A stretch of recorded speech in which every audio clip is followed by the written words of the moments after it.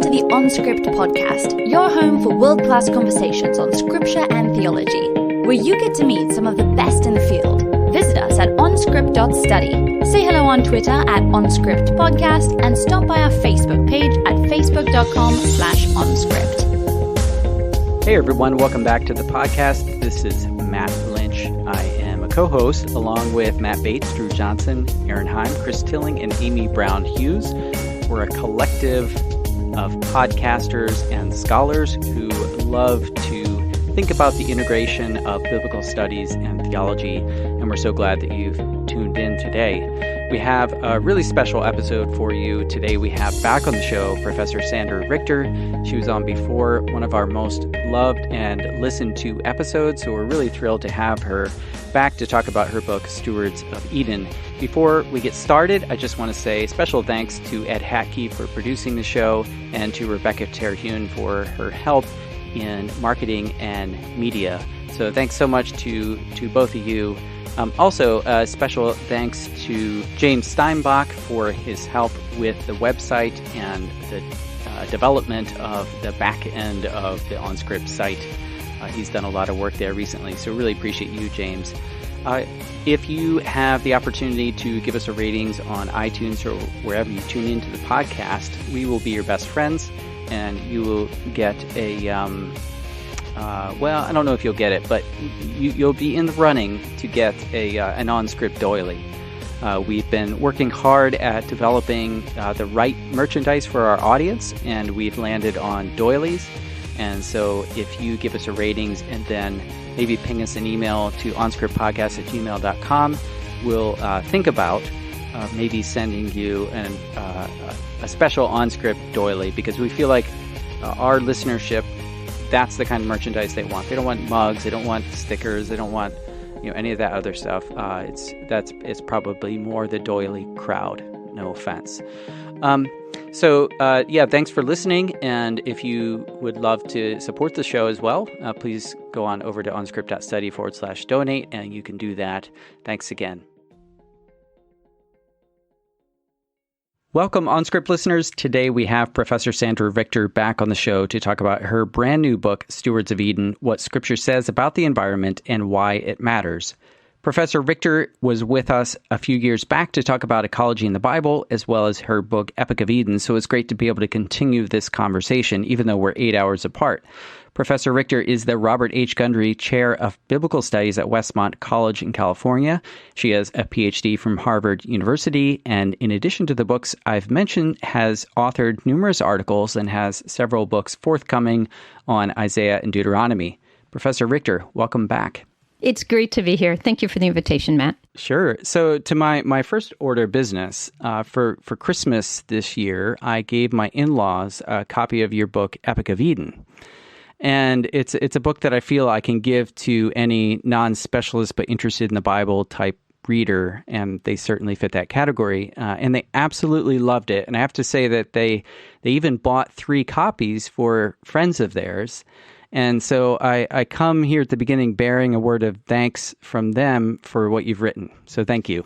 Oh, thank you so much. That I speak of that book as my soul on paper. So I have a parental interest in it, and I'm so thrilled when I get to hear that it's really made an impact.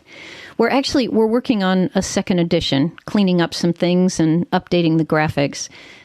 Trying to squeeze it in between all the other projects. So keep your eye out for that one. Okay, will do. And how have you been faring during lockdown? Have you managed to find a routine, or how's it been for you? Yeah, I can say now that I found a routine, but 6 weeks ago, not so much. We at Westmont were on spring break when everything hit the fan. And with some really nimble leadership, our administration announced in the middle of spring break, the students aren't coming back. So you get 48 hours, contact your students and come up with a plan. So we all had a crash course in online education. And our students have been really game and have hung in there. I was on Zoom, of course, with them all day on Thursday. Tuesday and Thursday are my long days. And I was encouraging them that they are at the finish line. We're there. All you have to do is lean forward. Just lean forward and fall over the finish line. And I'll make sure you pass. So that's kind of where they are. Good. So you've written this wonderful and relatively short book on Scripture and the environment called Stewards of Eden. And was there a moment when the enormity and gravity of this subject of environmental stewardship really first gripped you? Well, there are probably several moments. I think we've talked before that I wasn't raised in a Christian household. I really came to faith in my late teens. And I was a part of a very outdoorsy family. So I had always just resonated at such a deep level with the beauty of God's creation. And in many ways, I think that expression of general revelation, prevenient grace, whatever you want to call it, really drew me to the gospel in the first place. So then I became a Christian, and I became a Christian in a revivalist little home church during the end of the Jesus movement outside of Washington, D.C., and honestly, the script changed so dramatically. The script was now, Jesus is coming back anytime in the next 2 weeks. Give up on raccoons and whooping cranes and start thinking about souls.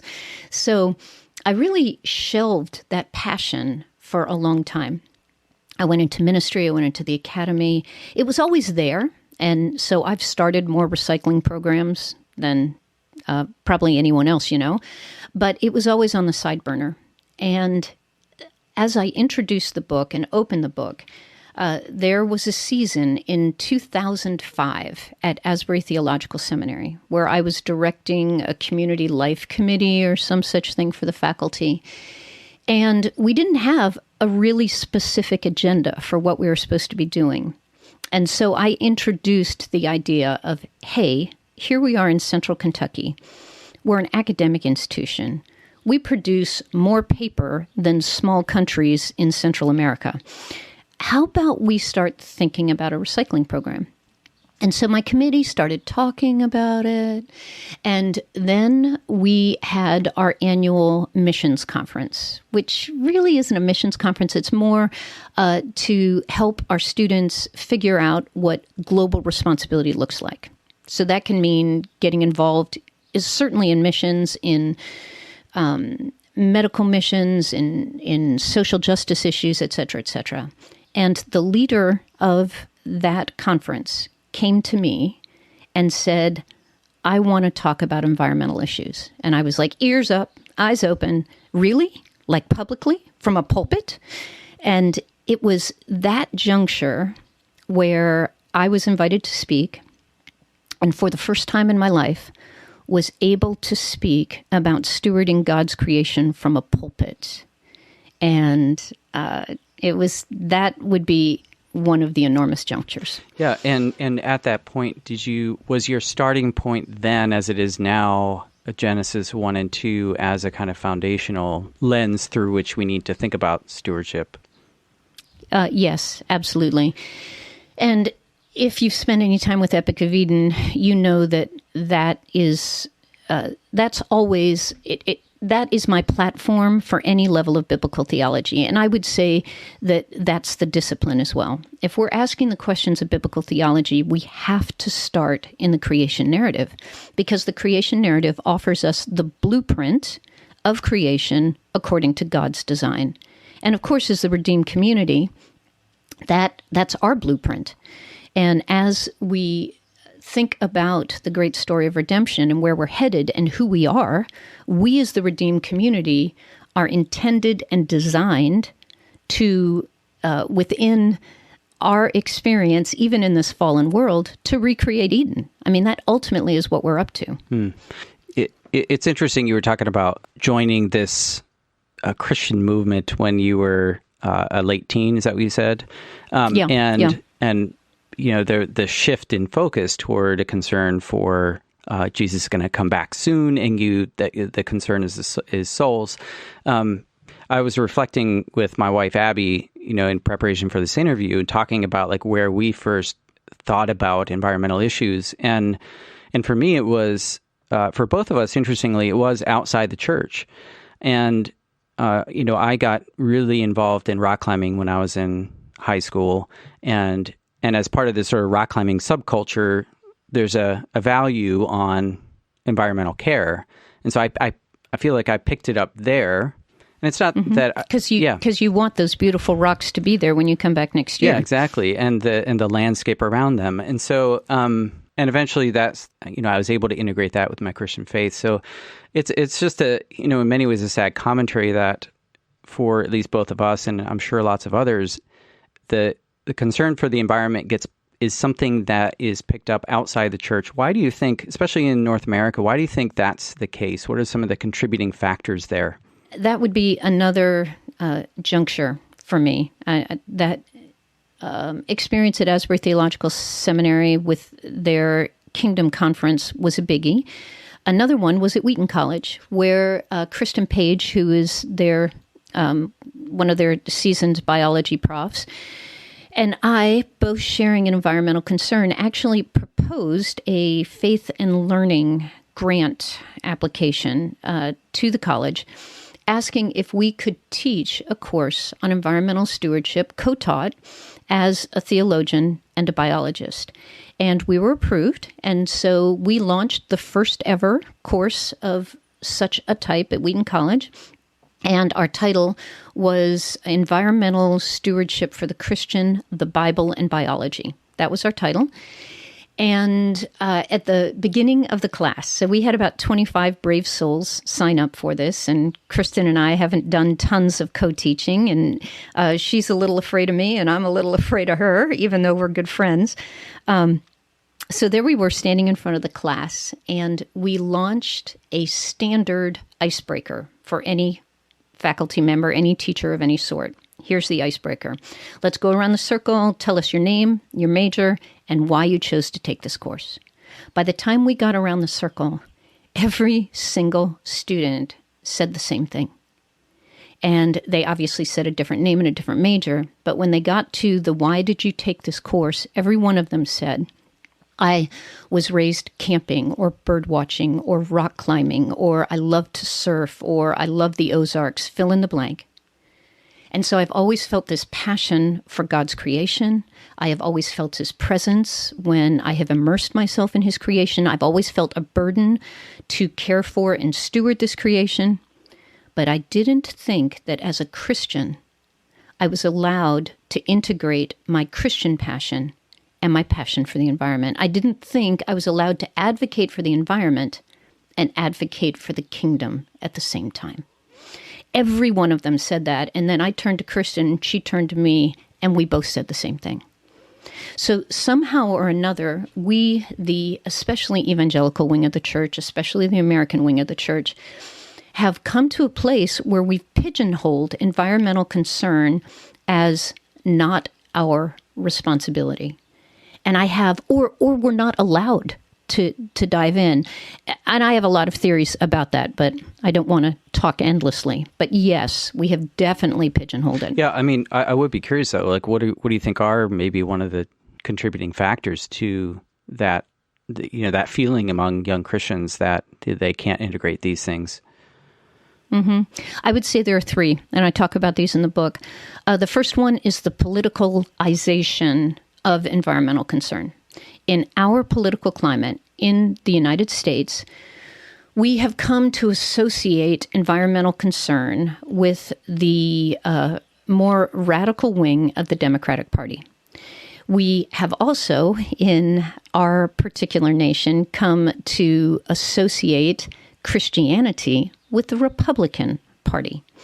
For right or wrong, ill or good, these are the stereotypes.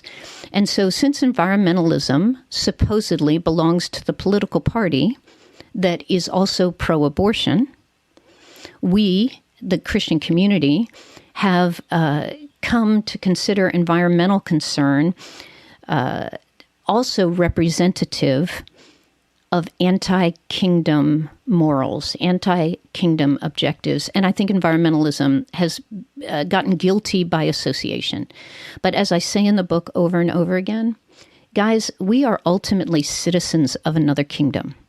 I don't answer to the Republican or the Democratic Party. And when I stand before the throne of grace, more than likely my voting record is not going to be on the clipboard. Just guessing. I have to respond to the objectives and the values of my true king. And what I argue in the book, based on biblical theology, based on the blueprint of Eden, is that my true king deeply values the planet that he created, and he has appointed me as a child of Adam to steward it. And that is obvious in the creation narratives. God gives Adam and Eve the garden, and he says, your job is to tend it and to protect it. So that should be my political value. Right. Yeah, it's far more likely that before the throne of grace, God will do a facepalm and read out Genesis 1 and 2 and say, you had one job. So I would say that's one, Matt, and it's a big one. I would say the other one, especially as Americans, we have one of the vastest territories of any country on this planet. And as with so many issues of social justice, we don't see the results of our behavior. Just like we don't see the inside of a refugee camp in Darfur, just like we don't see the impact of sex trafficking in Thailand. We hear about it, but we don't see it. We also don't typically see that the Ganges River Basin has been declared by the UN a dead system, that the chances of the Ganges River ever being resurrected as a living ecosystem at this point are slim to none. We don't see the skies over Beijing and the fact that a vast majority of their population is struggling with respiratory issues because of the air pollution. We don't see that Madagascar is now 90+% deforested, and the widow and the orphan are starving to death in Madagascar because their tropical island has been stripped of its natural flora. So we don't see that stuff. Instead, I look at my backyard and I see, rolling hills. I see the Los Padres National Forest. So I think the other thing is we don't see the impact. And I do think our media tends to protect us from the impact as well. Yeah, and if we do see it, I think maybe we dissociate ourselves from it. So we might see smog-filled Beijing and think, wow, they do not know how to take care of their people, or India or Madagascar, and just think they don't know how to manage things. But to kind of, how would you connect the dots between our consumption and what's happening environmentally around the world? How would you help people bridge those two things? Well, as with all things in being a Christian, our ultimate job is to pursue our own sanctification, right? That ultimately, my first job is to submit myself to the image of the one who is the firstborn from the dead. So I, in my own life, have to be transformed. I, in my own life, have to allow my values to become the values of the kingdom. And so, honestly, I think the big picture starts with me. And it starts with how responsible I am. And of course, that's going to take an education. Most people never think twice when they put a plastic bag in the trash. They don't know about the Texas size wad of plastic in the northern Atlantic. They just don't know. So some of it's going to involve education. A lot of it, and most of it, involves me being conformed to the image of the Son. So once I'm conformed to the image of the Son, just like every other aspect of Christian discipleship, my family will be influenced. My church will be influenced. My community will be influenced. And just as at family camps across this country, we have 17, 18-year-olds going up to the altar and saying, I'm hearing the voice of God whisper in my heart that I belong in Madagascar. So too, that same voice could whisper, as it did to Neil and Danielle Karlstrom, that they belong in Madagascar as environmental missionaries. And in fact, I would say this is the next wing of missionary work, in my humble opinion, is helping people restore their own ecosystems for the sake of the well-being of the widow and the orphan, ultimately. I probably spun off there. No, that's great. And I mean, you actually helpfully mentioned some of those organizations, Christian organizations that are involved in environmental work around the world. So I think that's great. And there are a lot of them. Yeah. Well, I was curious to hear your thoughts on the, given the recent COVID crisis, it's an interesting time in the sense that creation is having a rest. I'm not minimizing any of the terrible suffering people are going through, but just if we focus for a moment on the rest creation is experiencing, what has this moment prompted in your thinking about environmental stewardship? Mm-hmm. This has been quite profound for me, actually, Matt. I mean, I'm older than I want to claim, and let me say that in my entire life, I have never seen the community of Earth agree on anything. I never have. And the thing that struck me the most when the quarantines began is that everyone was doing the same thing. And from the U.S. to India to China to Norway to Brazil, we were all actually focusing our attention on the same thing, doing the same thing, in order to protect our planetary population. The fact that I would be tempted to get on a plane, not knowing if I was positive or not for COVID-19, and get off that plane in the Ukraine, all of a sudden became an act of universal irresponsibility. And everyone agreed on that. So at first I was really stunned that we could actually unify our efforts toward the protection of the human race. So that was the first wave. And then for me, the second wave was when I started seeing the reports about air quality in China and the reports about air quality in India. You've probably seen these. The Himalayas are visible for the first time in 30, 40 years. Their grandparents sitting out on their front porch saying, oh, I used to be able to see that mountain when I was a child, and now I can see it again. So the third wave for me was putting those two pieces of information together and realizing, hey, we can actually, as a race, coordinate our efforts as multiple tribes and languages and countries to protect ourselves. What we need to do for the fourth wave is actually realize that what we're doing to this planet is endangering all of us. Mm-hmm. Part of maybe the more cynical side of me thought, some of the early denial and unwillingness to take action paralleled the kind of denial to the the long emergency that is the environmental crisis. I guess one of the challenges I feel is that to mobilize globally like that takes the emergency being in your face in a way that the environmental crisis is not in the face of, like you said, North Americans who still enjoy a vast country with lots of natural beauty and undeveloped land. So, how do you think the church can kind of feel the weight of that? I mean, in a way, that's part of the burden of your book. What are some of the things that you point to say, look, this is affecting us already, and we need to see it? Mm-hmm. So let me start answering that question by saying that the chorus, as in it gets repeated over and over and over again throughout the Mosaic covenant. So after we leave the blueprint of creation and recognize that we as humanity were actually entrusted with this job. Like you said, you had one job, just one. The next incarnation of that story is with Israel, because they are a landed populace with national boundaries, with a government who are also supposed to be the kingdom of God. So they're a quite unique visual aid for us.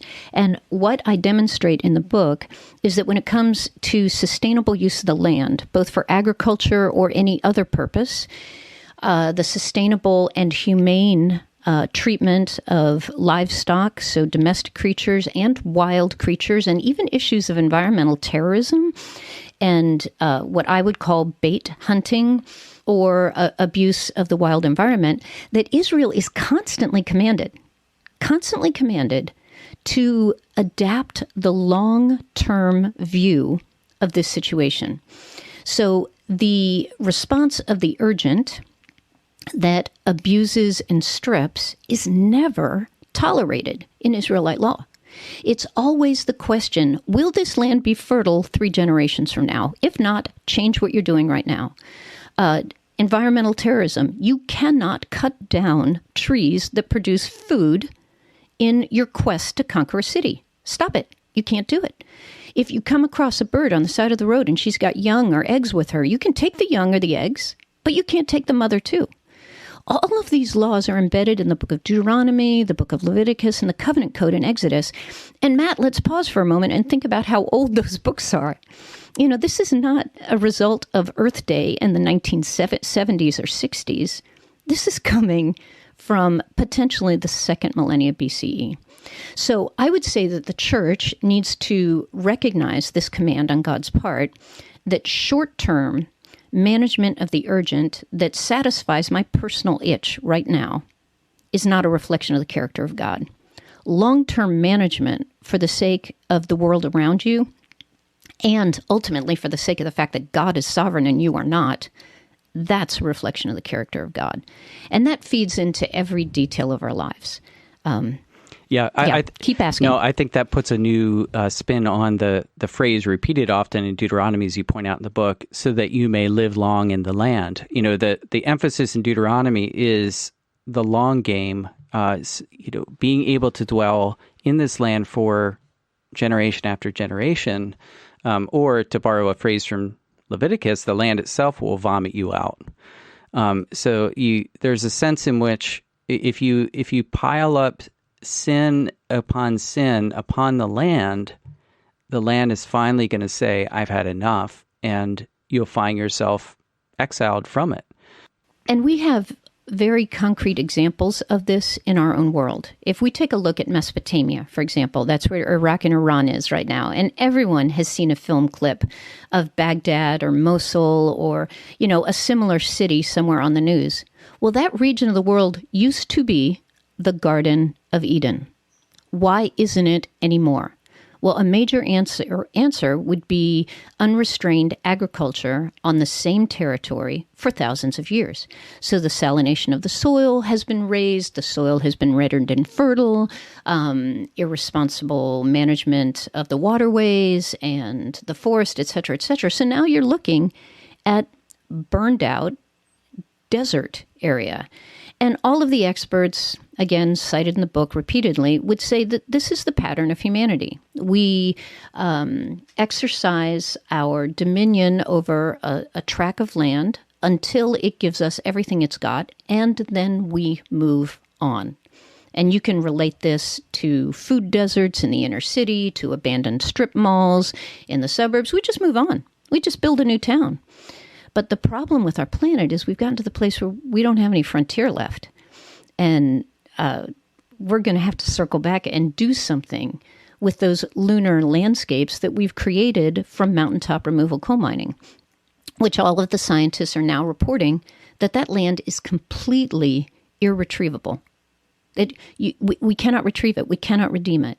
It has been reduced to a state where the only thing it can support is foreign grasses. This is the Smoky Mountains, for goodness sake, the most beautiful territory in our country. Yeah, and I'm speaking as an East Coaster.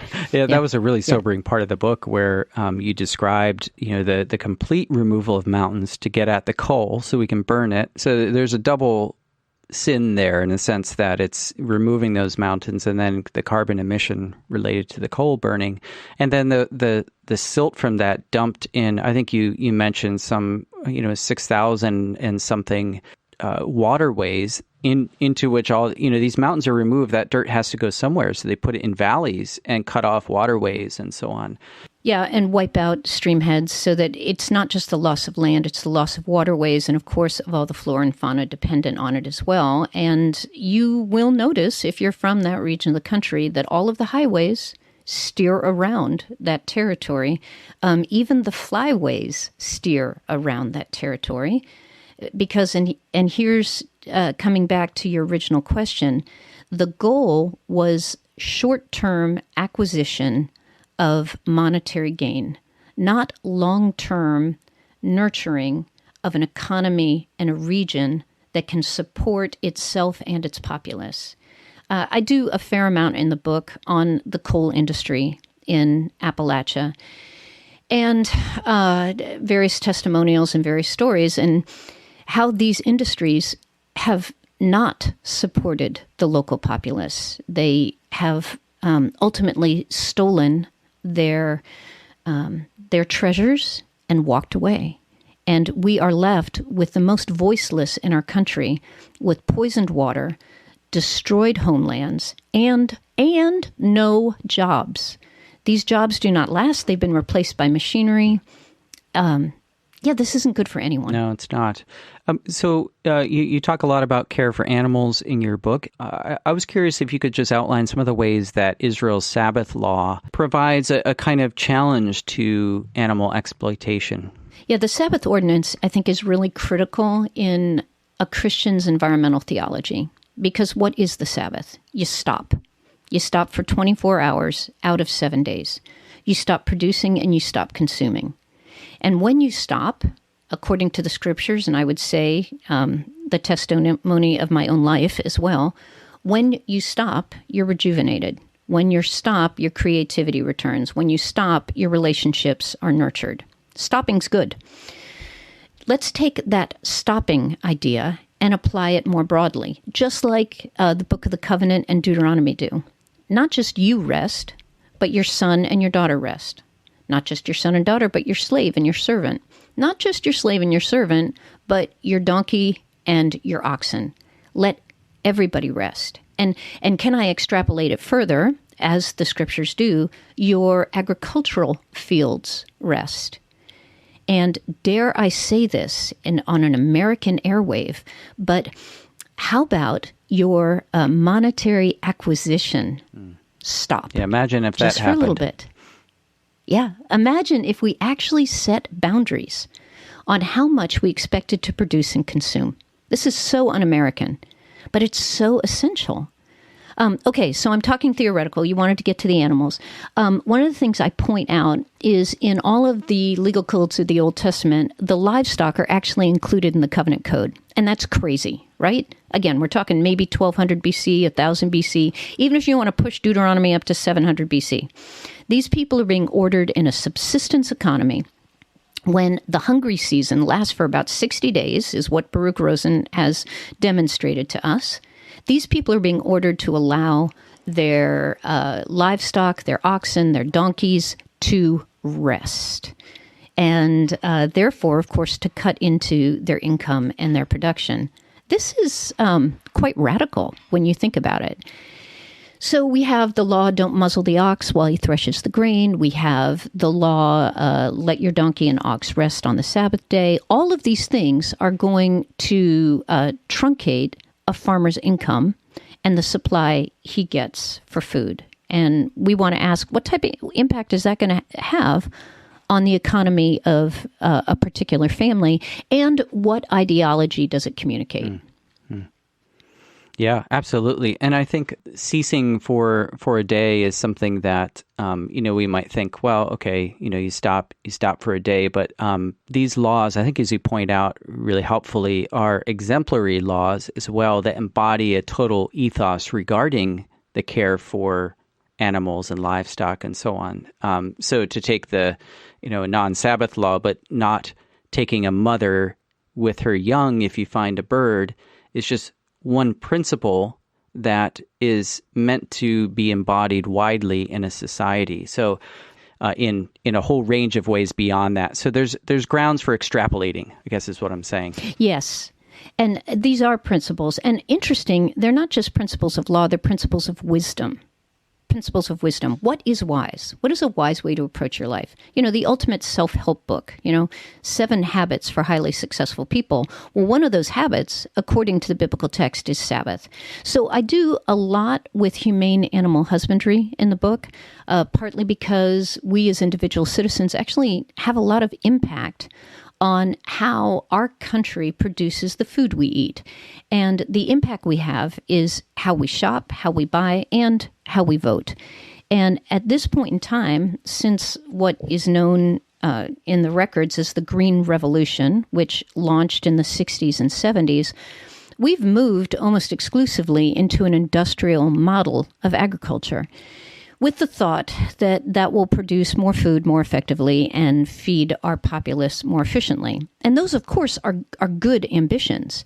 And Norman Borlaug, who's considered the father of the Green Revolution, actually received a Nobel Peace Prize for coming up with the ideas of monoagriculture and chemical fertilizers and chemical pesticides and updated irrigation methods.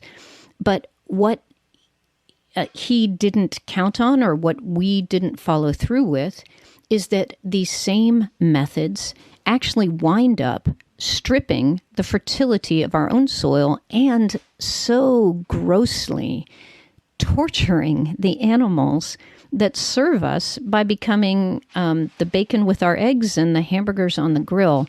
And of course, most Americans, most citizens don't realize this is even going on. Yeah.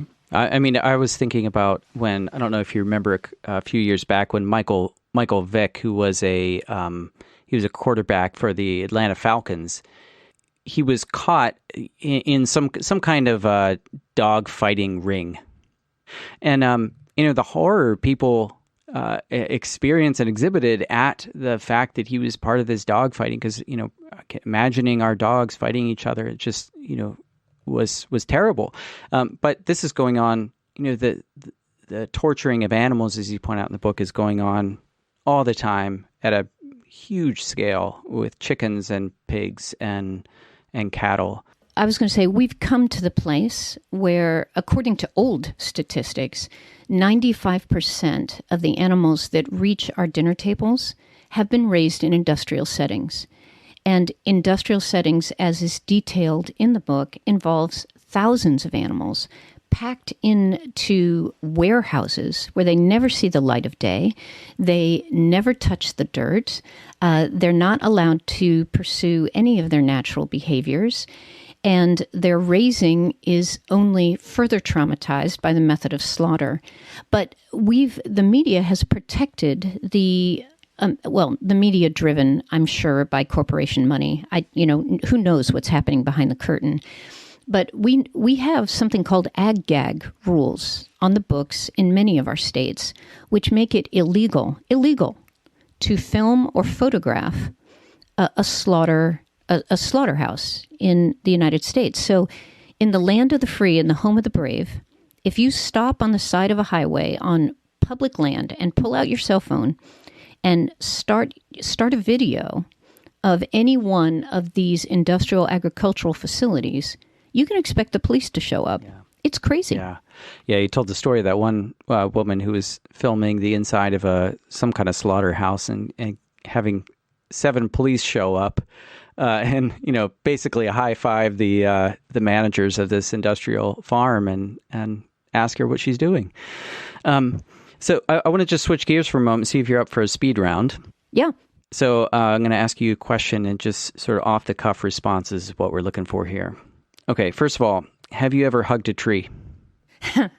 Yes, I have, but not since I was a child. Okay. And have you ever kissed a chipmunk?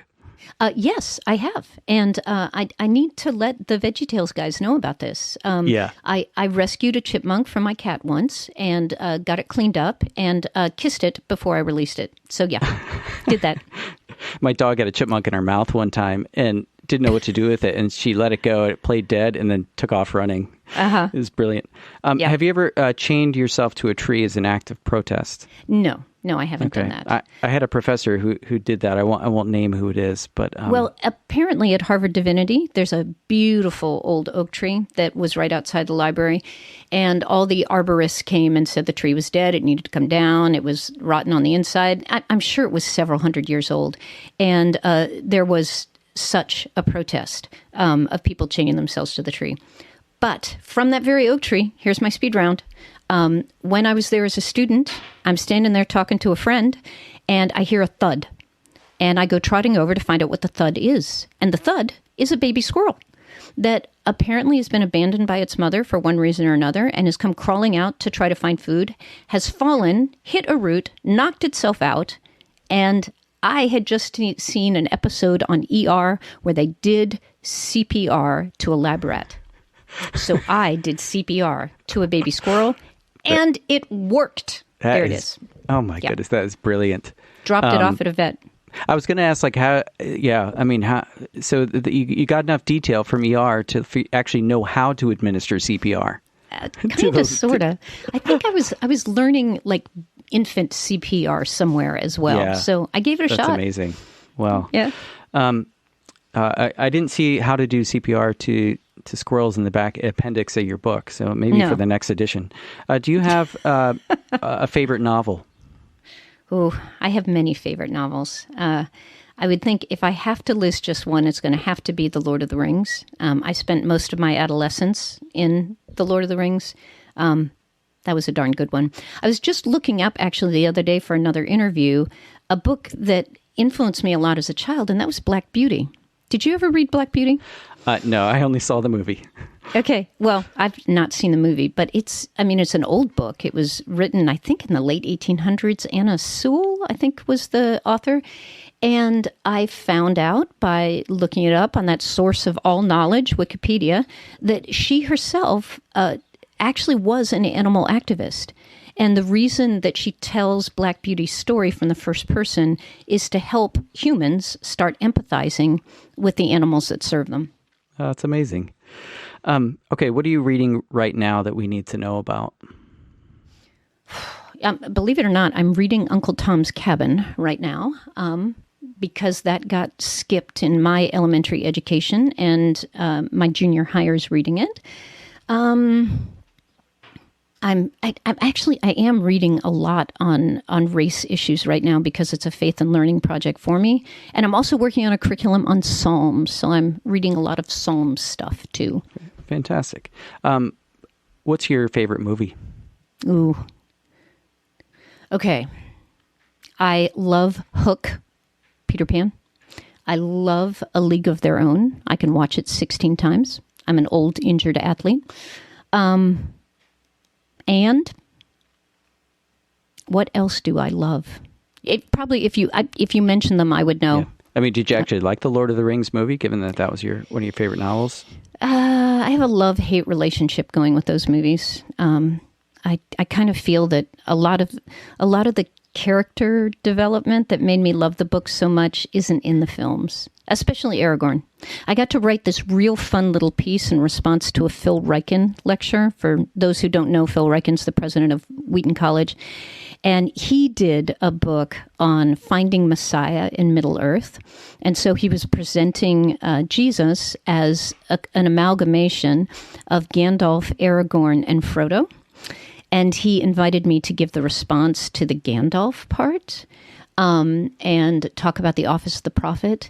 And so I actually got to put into print and say out loud for the first time in my life that I think the first time I ever caught a glimpse of the face of the Messiah was when I caught a glimpse on the face of Aragorn.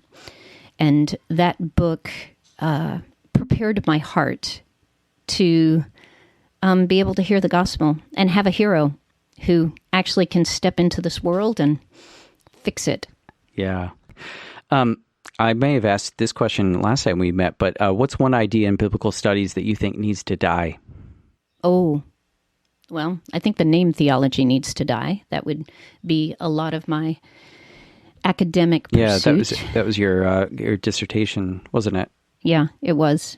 And it's dying, but it's dying a very slow death. The name theology basically supports the second stage of Wellhausen's evolution of Israel's deity, and it's got to go. Other ideas. The idea that God just, like Deuteronomy, there's no sense of God's presence in the temple, but only his name's there, he's in heaven, right? Yeah, and it's all tangled. What I find so often, and part of this, I think, is the result of being an evangelical with classic training. Ideas get embedded, and they get tangled up with all sorts of other ideologies and paradigms of thought. And we tend too often to only look at the top layer, and we don't understand where the ideas are coming from, and therefore the impact the ideas are going to have down the road. And having been through a classic education as someone who presupposes that God exists and that he still interacts with human history meant I had to question a lot of these paradigms. And so I'm kind of predetermined to, or pre-wired maybe, to do that sort of thing. Name theology is one of those. Yeah. So one of the things that is important for authors, and something we really value at OnScript, is to promote good scholarship and books. And sometimes those books are books like yours that we've read and really enjoy. Sometimes they're books that we've never read and the content we do not know.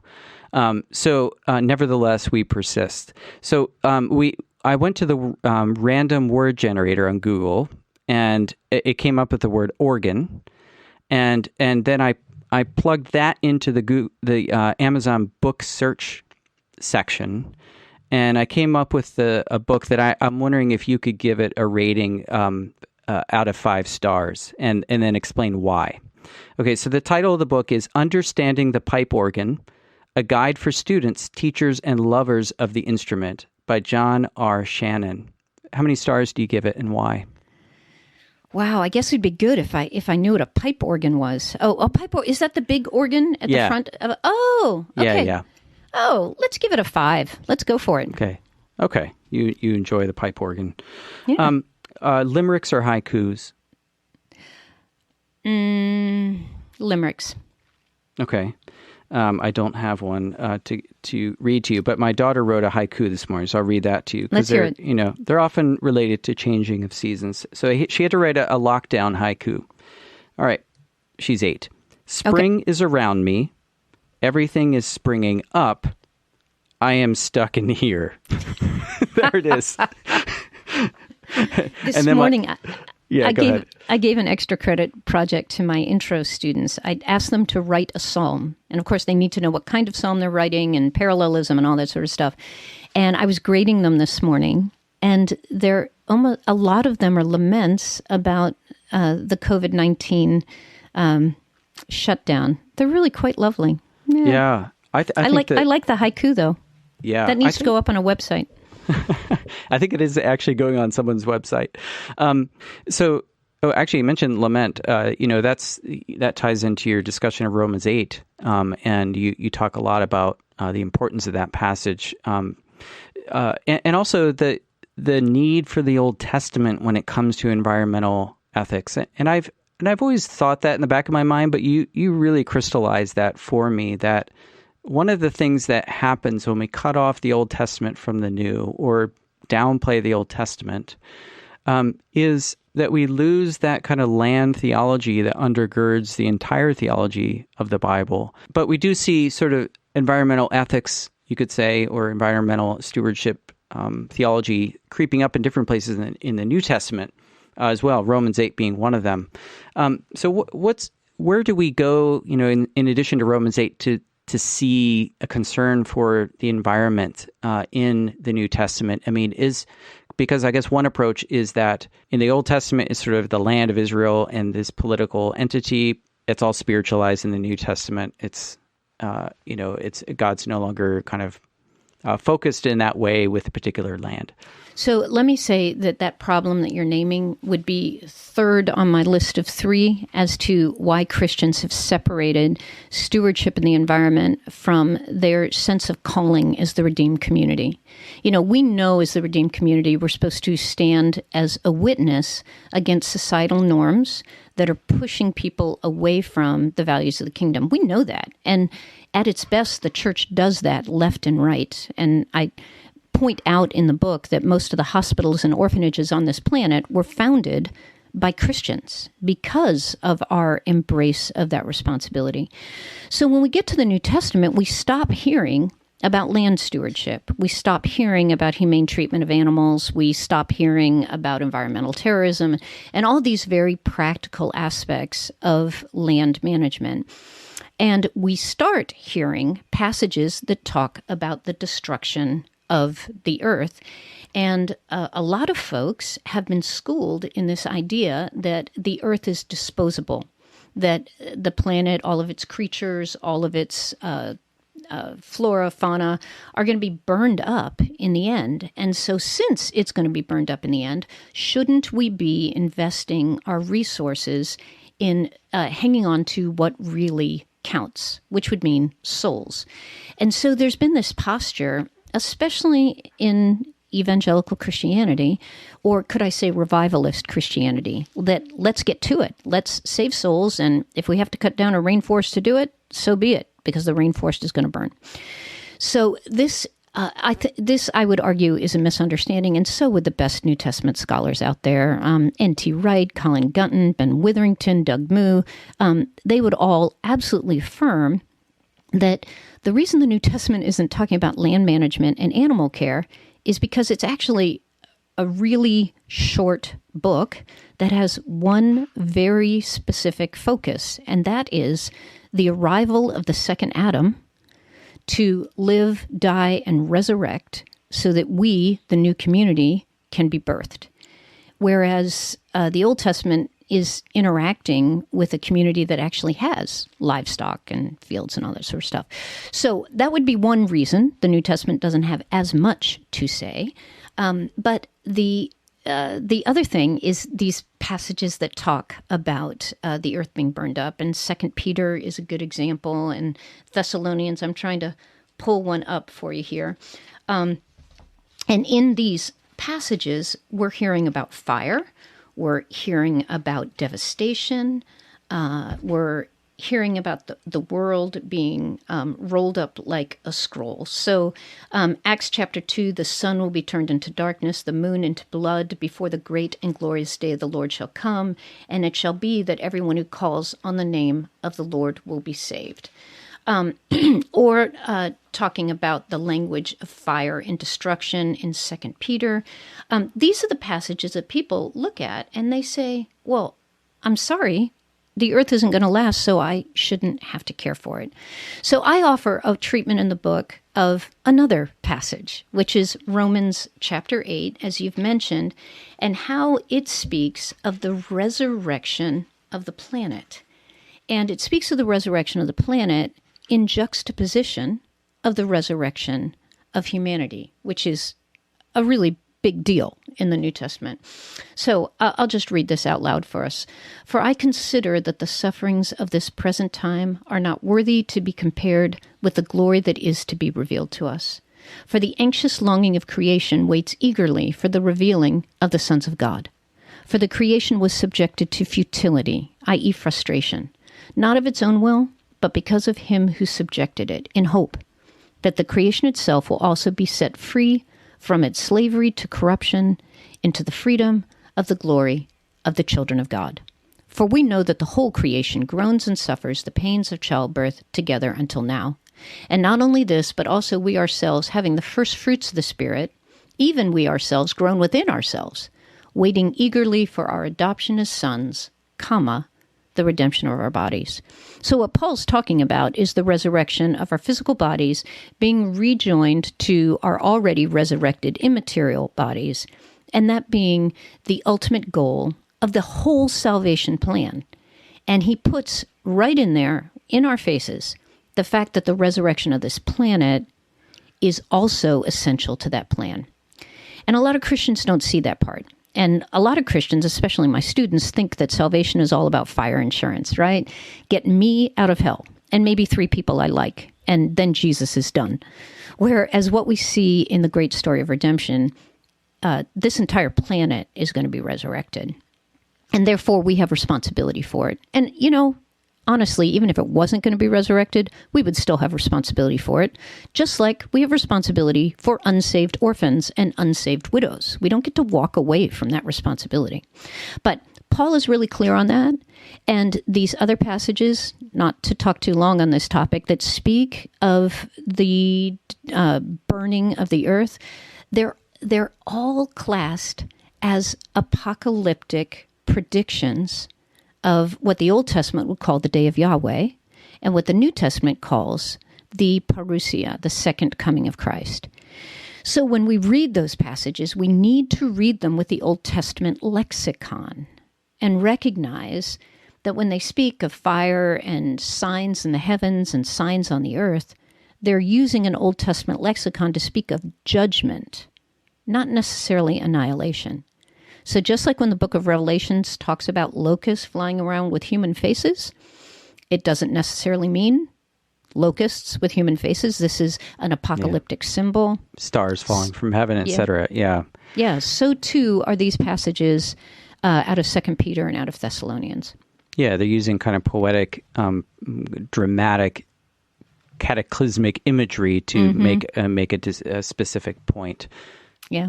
I just actually had kind of a knockdown drag out on a radio interview yesterday, the Bob Dutko show in Detroit, Michigan. And he was absolutely committed to 2 Peter and the burning up of the earth and fully believed that delivered us from responsibility to the planet because it was going to be annihilated. And we'll see if he ever invites me back, because I don't go down easy. It's interesting to be committed to that. It's one thing to sort of like, yeah. Well, I could talk a lot longer about what you're doing in this book. I do want people to read it. So I strongly encourage people to pick up a copy of this book, Stewards of Eden, which I think is an excellent resource. And I think one that people could give to Christians who are maybe on the fence about this or just they don't have a framework for it. Maybe they have, like you did when you were younger, a hunch that this matters, but feel like it's not reconcilable with their faith. So thank you so much for writing this. Yeah. Oh, thank you. Can I say, Matt, that's actually why I wrote this book. I wrote it brief. So it's 100 pages. It's full of case studies that make these issues real. So I talk about the basic extinction of the black bear in the delta of Mississippi. I talk about mountaintop removal in Appalachia. I talk about Punjab, India, and the impact of industrial agriculture.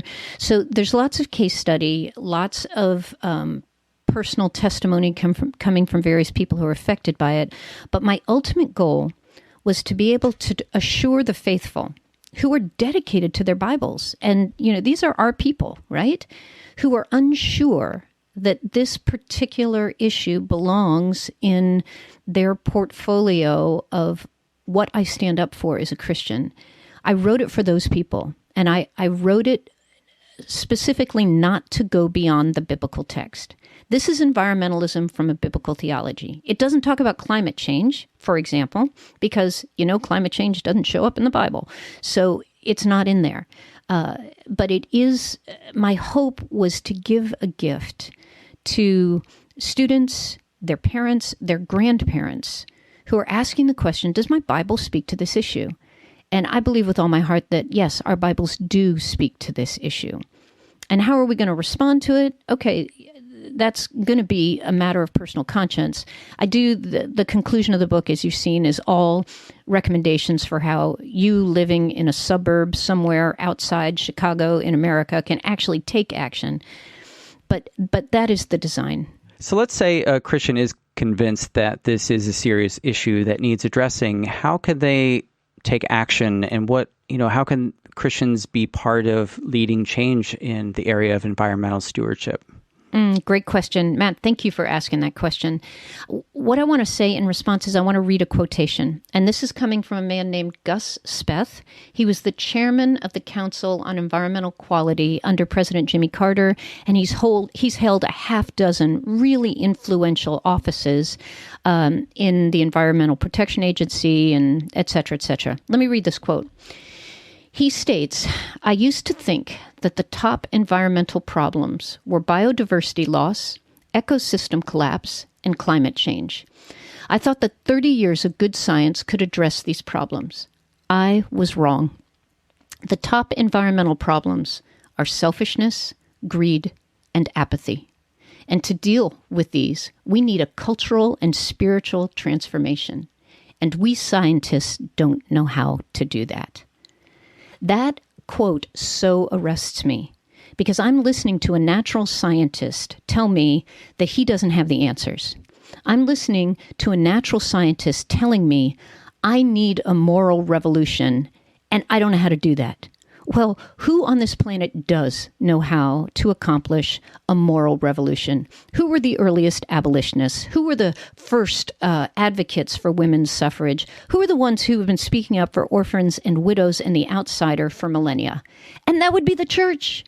So I hear this man calling on me, calling on us to step up to the plate and do what the church does best, which is stand as a witness in a world that has lost its moral compass, and to offer it a moral compass. And if your listeners will read this book and see how environmental degradation impacts all the things they love the most, and will be willing to step into that place, I think that once again, we can hold back the darkness. I truly believe it. Not forever, not exhaustively. Only Jesus is going to be able to take care of that, but we can make a difference. And in the back of the book, I do offer a list of really practical things that anyone can do in response, especially pastors who are busy administrating $4 or $5 million facilities and have a voice in so many different hearts. There's lots of curriculum out there. There's lots of things we can do. And in doing it, can I just tag this last thing on? Can I say that every young adult around me, as a college professor, every family in my neighborhood is worried at some level about the environment. And they think that we are a bunch of isolationist, Bible-thumping fundamentalists who don't care. What a witness it would be to the world if we start deploying this investment in both our local and our global neighborhood and stood up as a witness, once again, of the moral compass of the kingdom of God. So we can do it, and I want us to do it so badly. Well, that's a powerful challenge to end on. Professor Richter, I want to thank you so much for your time with OnScript today. Thank you, Matt. Thanks for having me and for bringing this issue up front and for putting in a plug for my book. You've been listening to OnScript, delectable conversations on scripture and theology. If this episode has brought you inner peace or lit your biblical fire, please consider a small donation of just $2 or $5 per month. Information on how to donate can be found at onscript.study/donate.